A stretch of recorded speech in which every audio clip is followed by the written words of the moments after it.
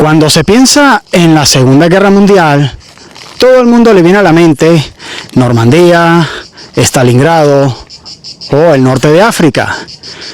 Pero muchos no saben que en zonas como el Alto Ampurdá catalán se construyó uno de los sistemas defensivos más grandes que jamás ha tenido España, la línea Pirineos. Una línea defensiva que fue uno de los mayores secretos militares de España hasta finales del siglo XX y de la que se ha dicho mucho que fue pensada precisamente contra un posible ataque aliado desde Francia. Sin embargo, la realidad es mucho más compleja, porque muy pocos saben que ya el general Franco en 1937 había mandado estudiar la fortificación de los Pirineos cuando aún no había terminado la Guerra Civil Española. Hoy vamos a recorrer una parte de estas fortificaciones para intentar comprender cómo el Ampurdá catalán se acabó convirtiendo en una de las zonas más fortificadas de toda España. Soy Rubén y esto es Masai Adventures Channel. Y si te gusta este tipo de contenido y exploraciones que realizamos en este canal, te animo a suscribirte, a darme un dedo para arriba y a recomendar el contenido del canal. Desde que España y Francia suscribieron el Tratado de los Pirineos, la zona del Ampurdá catalán y concretamente el paso de Le Perthús, la Jonquera y Portbou-Cervera se convirtieron en zonas de paso natural y corredor militar, controlado tanto por uno como por el otro país, desde distintas posiciones militares. Una zona que ya ha sido ampliamente documentada en este canal y que ha sido zona de combates entre ejércitos franceses y españoles a lo largo del tiempo, dentro de la misma zona en la que acabaría construyéndose una de las líneas defensivas más importantes de toda España, y que es la que le vamos a enseñar hoy. Muchas personas creen que la línea Pirineos empezó a ser construida en 1944 como respuesta a un posible ataque aliado desde Francia, pero la realidad es que esto no es cierto. Ya está documentado que desde 1937 el general Franco mandó estudiar la posible fortificación de los Pirineos por temor a que Francia pudiera intervenir militarmente en apoyo de la República Española. Estamos hablando de un tiempo en el que la línea Pirineos y sus fortificaciones todavía no existían, pero ya empezaba a nacer la idea y el reconocimiento de la necesidad de que los Pirineos debían fortificarse. Ya en 1939, cuando termina la Guerra Civil Española, España está devastada. Sin embargo, el régimen de Franco decide iniciar uno de los mayores programas de fortificaciones jamás emprendido por el país. Y te preguntarás, ¿por qué un país devastado como España, como estaba en 1939, decide emprender un enorme programa defensivo? Porque justo tras la Guerra Civil, en el resto de Europa se iniciaba otra guerra, la Segunda Guerra Mundial. Por lo tanto, se consideró que el país debía fortificarse. Y así es como se realizan estudios, se empiezan a levantar las primeras fortificaciones, las pistas y carreteras militares, y empiezan a emitirse las primeras instrucciones y directivas militares de defensa de la frontera con España. Llegamos a 1940, cuando la Wehrmacht alemana, contra todo pronóstico, acaba derrotando a Francia en poco tiempo, aproximadamente en un mes. Por lo que, de repente, España deja de limitar con una Francia libre y tener que vérselas con la posibilidad de una invasión del ejército francés en apoyo a la República Española. Pasa a limitar, de alguna manera, con los ejércitos de la Alemania nazi. Y a pesar de lo que se pueda decir, esto no fue algo que diera tranquilidad al régimen franquista, ya que Franco y los militares españoles en general sabían que Hitler quería Gibraltar, territorio del que España tiene reclamaciones territoriales con el Reino Unido desde largo tiempo. Para ello, Los ejércitos de Hitler debían pasar a través de España y para ello se diseñó una operación conocida como la Operación Félix. Sin embargo, el régimen franquista se planteó el problema de que una vez que se autorizara a esos ejércitos pasar a través de las fronteras españolas para invadir Gibraltar, ¿qué garantizaba después que se fueran a retirar una vez estuvieran aquí? La realidad es que, a pesar de la aparente alianza entre el régimen franquista y el nazi, en el que incluso España colaboró abiertamente con el Eje enviando a la División Azul, hubo un hecho, la entrevista de Hendaya, en el que Hitler y Franco se vieron por primera vez, y el resultado de esa reunión no fue especialmente algo que generara confianza entre ambos países. Se generó una desconfianza mutua que provocaría un movimiento de tropas y fortificaciones en ambos lados de la frontera de manera preventiva a lo largo de los años y a medida que avanzaba el conflicto de la Segunda Guerra Mundial. Aunque algunos crean que el régimen franquista y el nazi colaboraban y tenían confianza uno en el otro, la realidad es que no siempre esto fue así.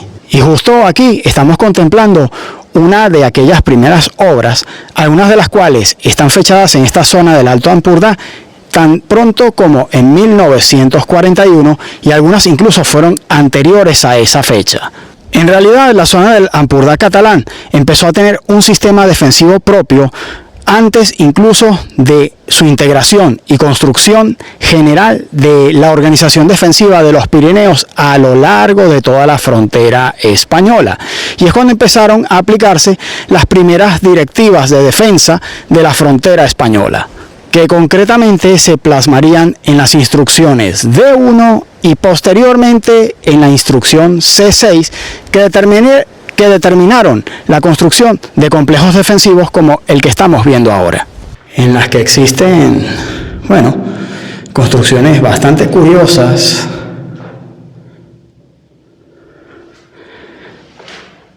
y muy bien preparadas, a veces para intentar dar una especie de confort de hogar. Y en este sentido resulta fascinante ver que mientras se estaban levantando estas fortificaciones en el Ampurdá español, los alemanes estaban haciendo lo propio, pero desde el otro lado, con la Sperrlinie, que es una línea defensiva de las más desconocidas de la Segunda Guerra Mundial, que también hemos documentado en este canal. La gran ironía es que dos supuestos aliados construyeron fortificaciones en las que acabaron vigilándose el uno al otro. Los españoles con estas fortificaciones de la línea Pirineos mirando hacia Francia, los alemanes harían lo propio, pero mirando hacia España. Y así es como llegamos al año 1942, cuando las tropas aliadas desembarcan en el norte de África. Y entonces España se encuentra ante un escenario geopolítico bastante difícil. Por el sur tiene la presencia de tropas aliadas. Por el norte tiene la presencia de las tropas alemanas. Por lo tanto, el régimen franquista intentará mantener a España dentro de al menos una apariencia creíble de neutralidad, y dentro de las prioridades estaría evitar que España entrase en la guerra a toda costa. Y es dentro de este escenario que se intensifica la fortificación de esta zona del Ampurdá catalán, al ser identificado como uno de los lugares más vulnerables de la frontera para defender una invasión proveniente desde el norte. Y ya sería en 1944, con la instrucción C15, cuando el proyecto de la Organización Defensiva de los Pirineos ya cogería forma, en lo que ya se proyectaría unos puestos de observación apoyados por unos centros de resistencia que más atrás tendrían unas reservas para organizar contraataques, todo pensado como una defensa en profundidad y no como una muralla continua. Lo que se pretendía era desgastar al enemigo y ganar tiempo para conseguir apoyo exterior. Cada centro de resistencia era una pequeña fortaleza y no un búnker aislado, sino un conjunto de posiciones fortificadas con funciones cada una distintas, entre las que estaban puestos de mando, observatorios, posiciones de ametralladoras, de morteros, posiciones contra carro, entre otras, todo junto con unas posiciones de campos minados, al menos sobre el papel. Todo ello debía ser defendido por un batallón de aproximadamente 600 hombres, en los que cada centro de resistencia debía seguir combatiendo, incluso si se encontraba completamente rodeado por el enemigo, acompañado de otros centros de resistencia alrededor que cumplirían la misma función, hasta que las reservas que estaban en la retaguardia organizaran un contraataque coordinado contra el enemigo que estaba entrando en el territorio español. Se trataba, por lo tanto, de un sistema de defensa en profundidad, en lo que se le dejaba entrar al enemigo a ciertos puntos concretos, en los que después se le intentaba desgastar hasta lograr su retirada eventualmente. Y ahora la gran pregunta es, ¿por qué el Ampurdá fue el sector más fortificado de la línea? Tiene que ver con el terreno. Hay ferrocarril, costa, llanuras, carreteras. Sencillamente era el sector por el que un ejército moderno para la época podía penetrar con mayor facilidad. Y ese fue el motivo por el que se proyectaron aquí, en la zona de los Pirineos Orientales, 96 centros de resistencia. Y también se construyeron en este sector alrededor de 2.850 obras de fortificaciones terminadas. Aproximadamente la mitad de las que se hicieron en todo el sistema pirenaico catalán. Y ciertamente detrás de cada búnker hubo miles de personas, entre batallones disciplinarios, batallones de trabajadores, zapadores, ingenieros, personal de infantería. Se abrieron pistas durante años, se vertió hormigón y gran parte de este personal trabajó en unas condiciones extremadamente duras, por lo que la línea Pirineos no es solamente una historia militar, sino es también una historia humana. Y aquí es cuando ya surge la gran pregunta: ¿contra quién estaba pensada la línea Pirineos? La realidad es que estuvo pensada contra distintos adversarios dependiendo de la época en la que se presentaba la amenaza. Al principio fue contra Francia, en su posible apoyo a la República. Más tarde sería contra la incertidumbre creada por la Segunda Guerra Mundial. En algún momento estaría pensada contra la Alemania nazi. Después, ya cuando la derrota alemana era un hecho, contra el bando aliado. Después contra los maquis, y así sucesivamente. Se trata de una línea que fue evolucionando a lo largo del tiempo, dependiendo de cómo cambiaban también las amenazas del entorno al régimen franquista. Sea como sea, la realidad es que estas fortificaciones nunca llegaron a disparar un tiro contra un ejército invasor, pero siguen aquí, en los bosques del Ampurdán, escondidas entre malezas, casi olvidadas, muchas de ellas abandonadas, pero que forman parte de un momento importante de la historia española y también de la historia de Europa.